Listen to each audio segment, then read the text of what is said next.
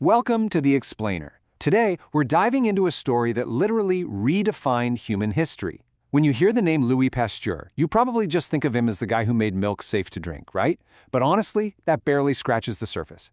Pasteur was this revolutionary French chemist and microbiologist who essentially fought an invisible war.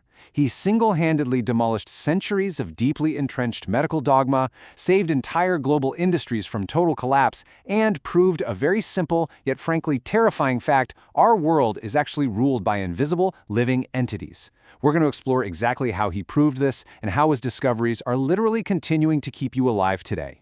But to really understand the magnitude of what Pasteur pulled off, we first have to put ourselves in the mindset of the era he was operating in. In the mid-19th century, the absolute brightest medical minds fiercely believed in this concept called spontaneous generation. This was the prevailing mainstream scientific idea that life could just magically arise from completely non-living matter. Respected doctors literally thought that if you left dirty rags in a corner, they would spontaneously turn into mice, or that bacteria just naturally materialize out of thin air onto rotting meat. I know, it sounds totally absurd to us now, but back then, this was textbook science. And Pasteur set out to prove them all wrong. Act 1. Killing the myth.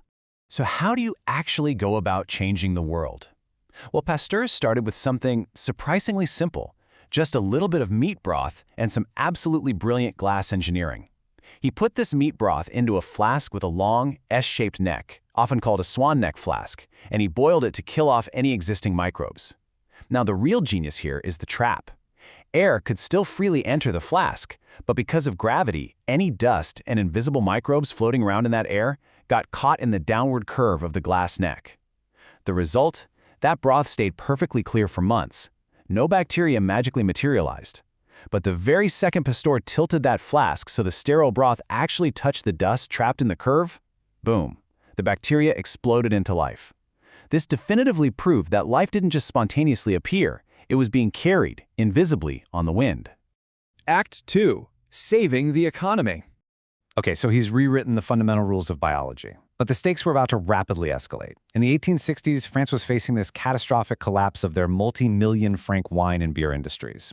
The country's primary exports were turning sour, and literally no one knew why. Interestingly, Pasteur didn't actually start out studying human diseases, he studied alcohol.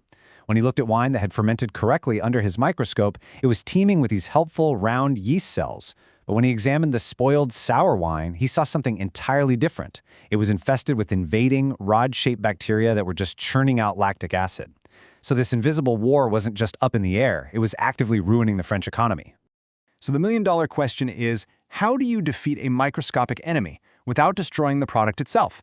You can't exactly dump heavy chemicals into wine without ruining it.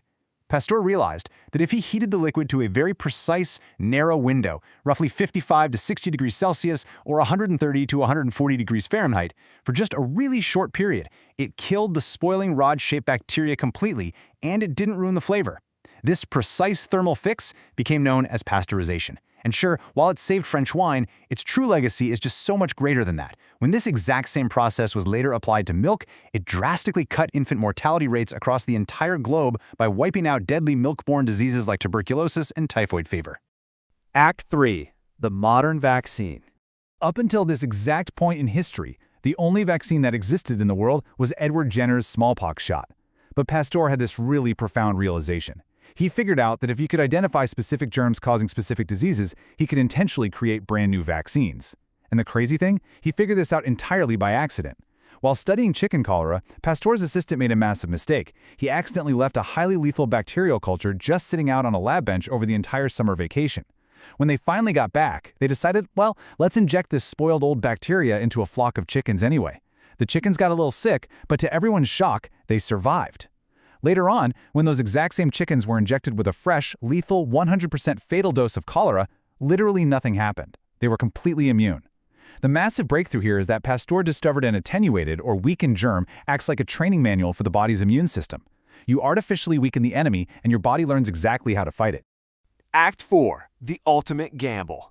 Things take a much darker turn right about here, because in 1885, Pasteur was thrust into a terrifying, real-world life-or-death scenario involving a human child. You see, Pasteur had set his sights on his crowning achievement, rabies.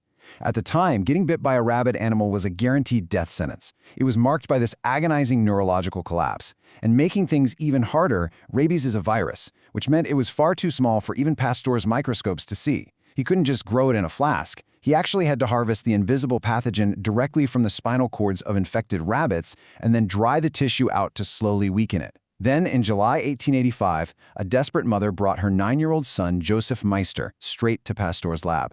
The boy had been brutally mauled by a rabid dog. You have to realize the massive ethics crisis Pasteur was suddenly facing here. He was a chemist. He was not a licensed physician. Injecting a human being, let alone a child, with a live deadly pathogen, even a weakened one, was highly, highly illegal. It was this massive professional and legal gamble. If the boy died from the experimental treatment, Pasteur's career and very likely his freedom would be completely finished. But without it, the boy was absolutely guaranteed to die. So over 11 incredibly tense days, Pasteur administered increasingly stronger doses of his experimental vaccine derived from those rabbit spinal cords. And against all odds, Joseph Meister survived. He became the very first person in human history to beat rabies. And within just 1 year of that, Pasteur's lab successfully treated thousands of bite victims from all over the world. The paradigm shift, global legacy. So, what does this all mean for us? Let's look at the overarching global legacy of everything we've just covered. If we compare the medical world before and after Pasteur, the contrast is absolutely staggering. Before him, the world believed in miasma, this idea that bad smells, humors, and basically spontaneous magic cause sickness and rot. Antiseptics? They were totally ignored. Surgeons would literally go from performing autopsies on rotting corpses straight to delivering babies without even washing their hands. And vaccines were just considered this rare anomaly, totally limited to smallpox. But after Pasteur, we finally have germ theory, the concrete, proven understanding that specific microscopic organisms cause specific infections. Because of Pasteur's foundational work, a man named Joseph Lister normalized antiseptics, pioneering sterile surgery and saving millions of lives. And vaccines were no longer just a fluke. Pasteur proved with rabies, anthrax, and cholera that vaccines were a reproducible system. Theoretically, any germ could now be defeated. When Pasteur eventually passed away in 1895, this man, who started his journey by simply boiling meat broth, was given a full French state funeral. His relentless, life-saving work ethic literally never faded. In fact, his final dying words to his students beautifully summarized his entire legacy. He said, "One must work, one must work. I have done what I could." He fundamentally shifted the entire human race out of the dark ages of medical dogma. It really makes you wonder, doesn't it? We now know for a fact that the invisible war is real, and the microscopic threats all around us are constantly mutating and evolving. So as we look at modern medicine, with all of our current certainties and firmly established rules, what seemingly unbreakable medical dogma of today will be shattered by the next Louis Pasteur? Thanks for joining me on this explainer, and remember to keep questioning what you think you know.